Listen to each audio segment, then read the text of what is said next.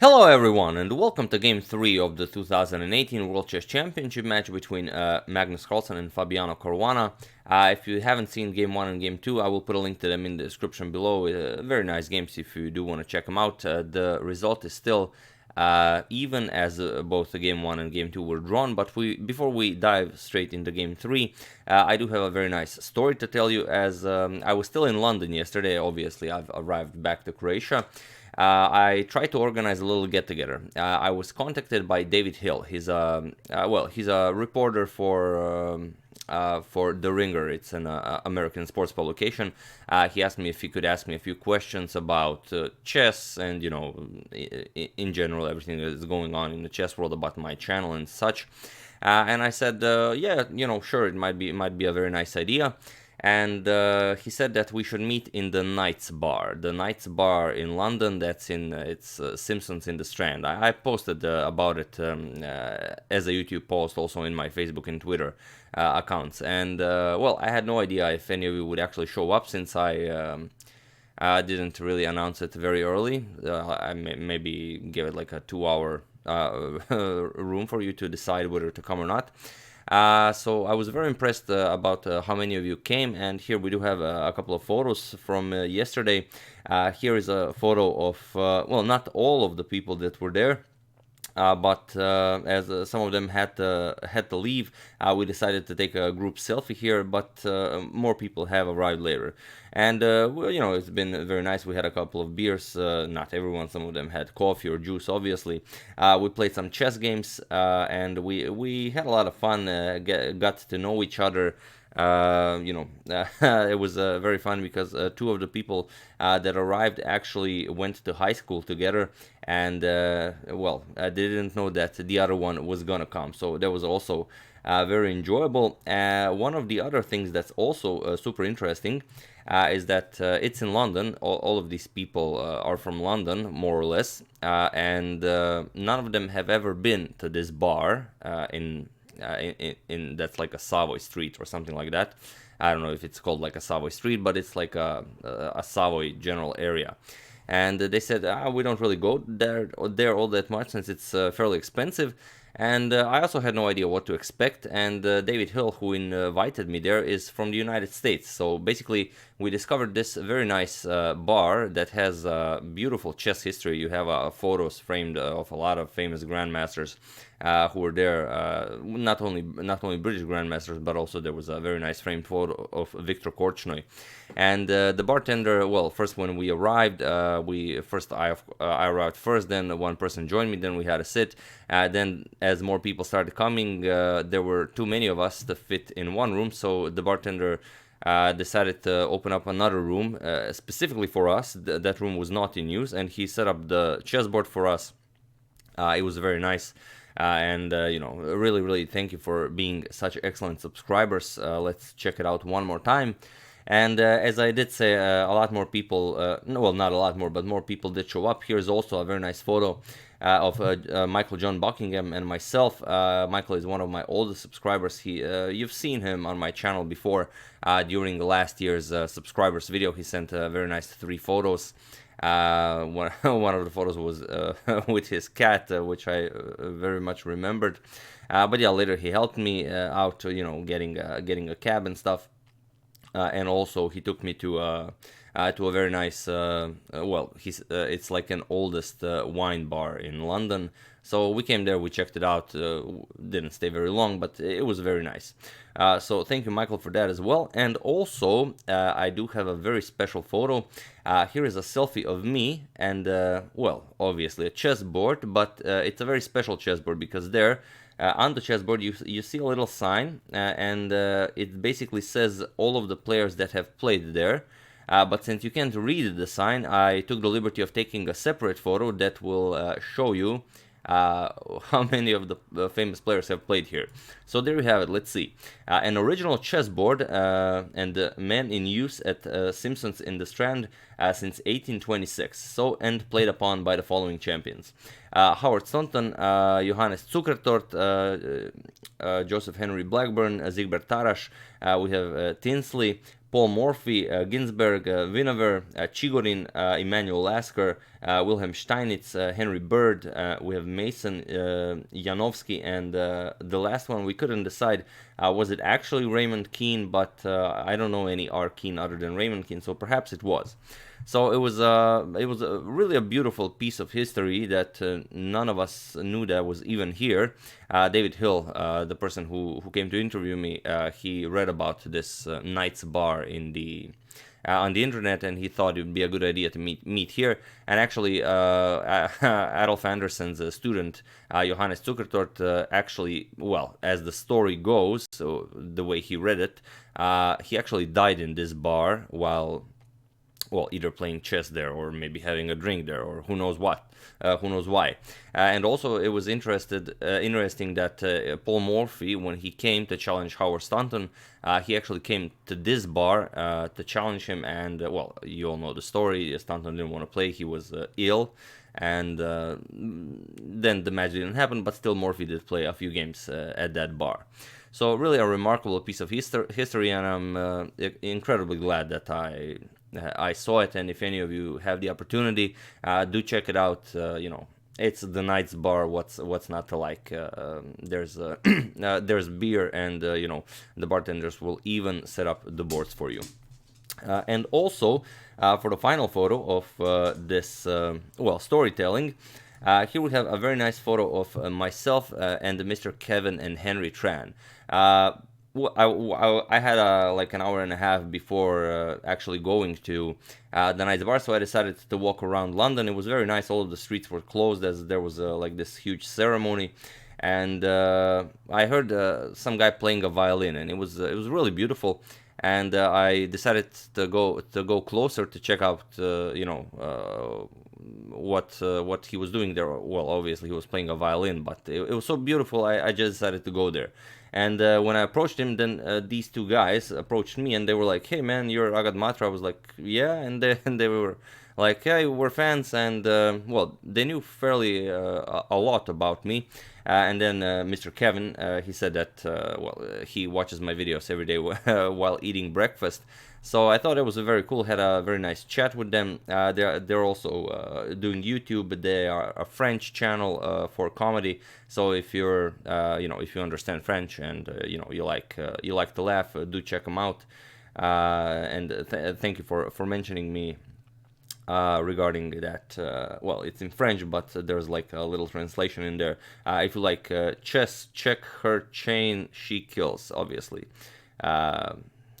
Microsoft Bing isn't all that great in translating French. But okay, a very enjoyable day to say the least. Now, getting back to the game. It's game 3. Caruana again has the white pieces. In the first game where he had the white pieces, Carlsen really came prepared. He outplayed him in the opening, and then Caruana basically just had to suffer for a long 7 hours. Here we do have a couple of photos, again complemented by Niki Riga. There you have Magnus Carlsen. It's also a very nice opportunity for us to just check it out, and you know, if you're feeling inspired, maybe you can even caption the photo, as it's not all that clear what he's looking at, but you know, depends on what kind of a day you're having. Also, here we have a very nice photo of Fabiano writing down all the moves, and also a photo challenge. Well, not a photo challenge, we could call it a money challenge. How many of you know how much money Fabiano's pen actually costs? And here we have a third photo of this very nice gentleman making the first move. This time the Woody Harrelson blunder did not happen. It was just a genuine move. If any of you know who the gentleman in question is, do share in the comment section below. So yeah, it's a bit of a longer story than usual, but I mean, it was so enjoyable, and I'm so very glad that so many of you came that I just had to share it.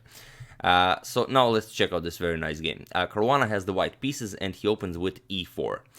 We have c5, the Sicilian defense, like in game 1, and we will be following moves that were played in game 1. So for now, Carlsen doesn't go by Fischer's technique, as we've seen when we were covering Fischer versus Spassky, that Fischer never allowed for the same line to happen. But okay, knight to f3, knight to c6, we have bishop to b5, the Nezhmetdinov-Rossolimo attack. G6, bishop captures, D captures. This is the same as it was played in game 1. D3, bishop to G7, and here it's actually Fabiano who differs from the game 1. Here he plays castles. And okay, queen to C7 by Carlsen. We have rook to E1, developing the rook. We have E5 now. A similar idea as in game 1, and now A3. Not even bothering with H3 that was played in game 1, but here the other pawn is played. And here you can see that white is definitely preparing B4 to challenge this structure Carlsen has on the queen side. And even though those pawns are doubled, they're actually quite useful for controlling the B4 and D4 square. And it's just a second, for some reason the interface seems to have shifted once again, so let me just take care of that.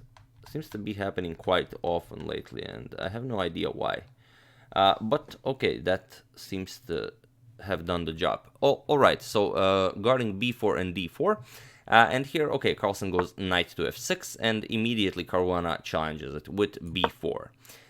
So what do you do here? Carlsen simply castles, and he offers the C5 pawn, and this will kind of be the theme of this game. Can you actually capture on C5? If you capture on C5 here, what would be the idea? Well, you could go after the pawn immediately with knight to D7, and then if white tried to defend it with bishop to E3, then black could start an attack with F5, and well, black would get a decent amount of activity for the price of one pawn. For example, if white captures, then even G can capture, and it would definitely be okay for black. Even the king can come to H8. Maybe the rook can also use the semi-open G file. And with the bishop pair, Carlsen definitely wants to open up lines. So Caruana doesn't capture the pawn. Instead, he goes knight B to D2. Bishop to G4 by Carlsen, and here we have H3, challenging Carlsen's bishop on H3, on G4.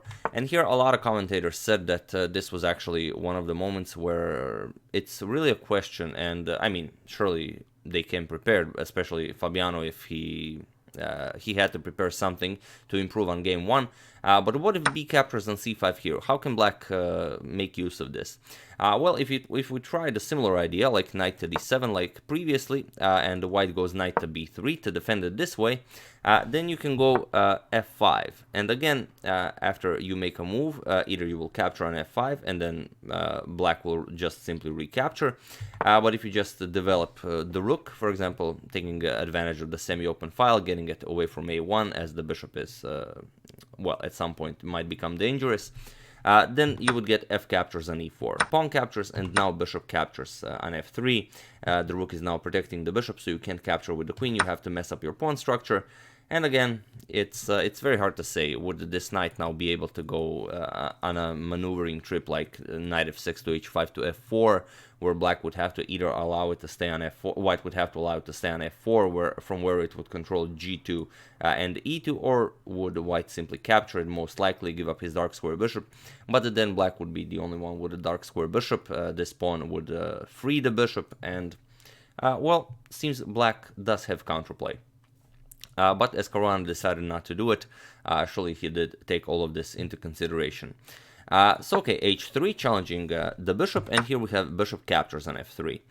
We have knight captures on F3, and here Grishuk mentioned that this is a similar structure that you would get out of the Berlin, but it's only a question of how much better white is. White is better, but it's just a question of how much better is he. And okay, C captures on B4. Here, Carlsen could try a lot of different moves, but he still decides to eliminate this threat of B captures on C5 once and for all. Because it's interesting if you, for example, develop a rook. It maybe would make sense to play something like rook 8 to D8, simply getting that rook into the game. But here, after B captures on C5, after the queen attacks it, now you would get rook to B1, with the idea that if queen captures here, then rook would capture on B7. But here, after rook blocks, now bishop to D2. This is the problem. Now bishop can guard the C5 pawn indirectly. Now you obviously can't capture because you would lose the exchange here. So although it seems more natural to play something like something like rook f to d8, it would be much better to actually, after knight captures on f3, play something like rook 8 to d8. But still, it would be very dangerous. After pawn captures on c5, will there be any compensation for the c5 pawn? For example, queen e7 guarding, attacking the pawn, rook b1, now comes rook d7, and now after bishop to d2, queen captures. Yeah, that's the line we've already shown, unfortunately. Sorry about that. Basically the rook cannot stay there. I seem to be a bit tired from my trip. But yeah, this rook has to move to d8. But even if this is played, then bishop to g5, a very nice developing move. And now after something like c4, it's still gonna be okay for white, because after d4, you would either capture, and after e captures on d4, you would get e5, of course, which would lose you the exchange. Or if you don't, if you try something like h6, challenging the bishop, bishop to h4, you could try g5, bishop to g3, but still, you're not really doing anything as black here. It's a very powerful position for white. So after considering for a while, Carlsen decides to capture it. C captures on b4. We have pawn captures on b4, and now a5. I don't know, is this the exact moment? I don't think it is, but at some point in the game, I've seen a lot of people tweeting on Twitter about Carlsen touching a piece and then not playing with a piece, but rather playing with a pawn. And then there was this fuss about did he say Jadub, did he not say Jadub? It was really funny, since Judith Polgar is commenting, and she had a similar situation with Garry Kasparov. She also mentioned that during the live stream. And if you haven't seen that game, I will also put a link to that game in the description below, where that whole incident happened. But okay, b captures on a5, rook captures on a5, and now bishop to d2. Later in an interview, in a short interview, Caruana said that he considers this bishop to d2 to be a weak move, but the engine doesn't really think it's. I mean, it's a normal, fine move. Rook to a8, he moves it. You could also capture, but then after rook captures on a1, queen captures, knight to d7 to increase protection of this e5 square. It would be a slightly better position for white, as you can no longer take advantage of the open a file for the rook, as nothing would be guarding it there. So instead, after bishop to d2, rook 8 to a8, he goes back, and now comes queen to b1 by Caruana. Knight to d7 by Carlsen. We have queen to b4, a very nice active square for the queen. Also, the queen is now developed, the rooks are connected, and now rook f to e8 by Carlsen. Perhaps something like c5 could also be an idea, where you could argue, okay, that maybe if queen c3, then you could push something like b5. The problem is, if you play c5, queen b5, and now there's really nothing to do to get this queen away from there. After something like b6, you would simply weaken your light squares and not really achieve all that much. So after queen to b4, we have rook f to e8, bishop to c3, and now we have b5. Maybe this was the position where Carlsen, I believe he wiggled this knight a bit, just to, improve it or centralize it, and then he decided to play the pawn move, but not sure. Rook captures on a8, Caruana decides to exchange rooks. We have rook captures, and now rook to a1, offering to exchange even another pair of rooks. Carlsen applies, rook captures on a1, bishop captures, and now queen to a7, attacks the bishop on a1. Bishop to c3, and now comes queen to a2. Now black is a bit more active here. The queen is also threatening to capture the c2 pawn, so you do have to do something about this. Caruana decides to play queen to b2, offers a trade of queens, and Carlsen goes for it. We have queen captures, bishop captures, and here f6. So now we've entered this endgame where the material is completely equal. Both players have a dark square bishop, both players have a knight. But black will be somewhat better, as he does have this knight that can remaneuver itself over to e6. And e6 will be a very strong square. From there, the knight will also control f4, will control d4, and it will be a very powerful piece. Will this be enough? Well, we'll just have to check it out. King to f1, Caruana decides to bring his king into the game. King f7, Carlsen does the same. King e2, still improving the position of the king. Knight to c5, and now comes bishop to c3. If you can't really do anything with the king just yet, as you can see that black is better, black's pieces are much more active. For example, bishop to h6 will always be a possibility for black, where you take away this entire dark square diagonal from from the white king, well, it's hard to decide what to play. If you try something like knight to d2, maybe with ideas of knight b3, knight a5, maybe going after the c6 pawn, then black can play knight e6, and after you play knight to b3, simply bishop to f8, and you will allow this and then push c5. And still, it's hard to say if black can actually make anything from this, but you haven't accomplished anything with the white, and you just have a funny knight on the edge of the board, So after knight to c5, we have bishop to c3. Now comes knight to e6 and g3, taking away this very nice f4 square from Carlsen's knight. We have bishop to f8, and here comes knight to d2. Now Caruana is definitely going for that b3 square. Knight to g5, attacking the h3 pawn, and here we have h4. Carlsen goes back, and now comes knight to b3. And here h5. It's very interesting what happens if something like g5 is played. If you play g5, then you go into h captures on g5. Knight captures on g5, and now f4, and this will be very good for white. Because now after something like b4, a nice in-between move, bishop moves, now you can go something like knight to e6, but then f5 is coming.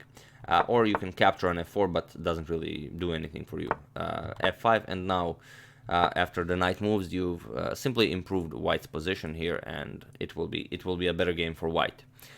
So after knight to b3, we have h5 by Carlsen, bishop to d2, and now comes bishop to d6. Bishop to d6, a very nice move, as white was definitely having ideas of pushing f4 at some point, and bishop to d6 prevents this. We have c3, now taking away the d4 square from Carlsen's knight. Now this knight is no longer obligated to guard the d4. Perhaps it could go maybe to a5 to attack the pawn, or perhaps even remaneuver itself to some other square if such an opportunity arises. c5 by Carlsen. There was no more way to improve the position, so now he decides to push the pawn. We have bishop to e3, and now comes king to e7, king to d1, and now comes king to d7. As Grishuk and Peter Svidler are having a joined commentary, I think it was around at this point where Carlsen played king d7, that Svidler said that Carlsen is definitely making reasonable progress in this game. King to c2, we have f5 here, and now comes king back to d1. F captures on e4. This was also an interesting moment, as you do also have to figure out what happens if you just push f4. Also seems like a very interesting move. Now if g captures on f4, then you will definitely play e captures on f4, and black will be better now. After the bishop is moved, now comes bishop to e7, and there is no way to protect your h-pawn. Then black will just have a lot of pawns to push on the king side, and eventually win this game. The problem after f4 is that white can simply move the bishop and ignore black's advance. And then after g5, you can capture. After knight captures, you will play knight to d2, and you will simply wait to see what black does. Of course, you will never capture on f4 and allow e captures, so it will still be like a very nice drawish position. So after king to d1, we have f captures on e4 by Carlsen, d captures on e4, and now c4. Knight goes back to d2, and now comes knight to c5. Here Carlsen said in an interview after the game that perhaps he could have maybe wiggled around a bit, still trying to find small opportunities, but he still played it, and it was enough for Caruana. Caruana simply played bishop captures on c5. We have bishop captures on c5, king e2, now defending the f2 pawn. King to c6, and now comes knight to f1. This was the point of why maybe knight to c5 by Carlsen was a premature move. Now this knight is coming to e3, and from there it will be an extremely powerful piece. We have b4, pawn captures on b4, bishop captures on b4, and now comes knight to e3 as planned. King to c5, and now comes f4. We have e captures on f4, pawn captures on f4, we have bishop to a5, and now comes f5 by Caruana. G captures on f5 by Carlsen, and here, well, there are a lot of ways to continue this, but Caruana simply takes the opportunity to go for the forced draw variation. He plays knight captures on c4, a very nice flashy move for the end, but also a very educational move, as if you are new to chess, perhaps you will appreciate why this is a drawing move. Here, king captures on c4 was played, e captures on f5 was played, and it was at this point the players agreed to a draw on move 49, as there is nothing more to be done. Because even, well, of course, black will gobble up both white pawns, this pawn and this pawn. The problem is Carlsen has a dark square bishop, and the h pawn, even after all of these pawns are removed, and black is left with a bishop and a pawn, this pawn will come forward, but after the white king hides himself in the corner, the king will go to a light square, and you will not be able to push it.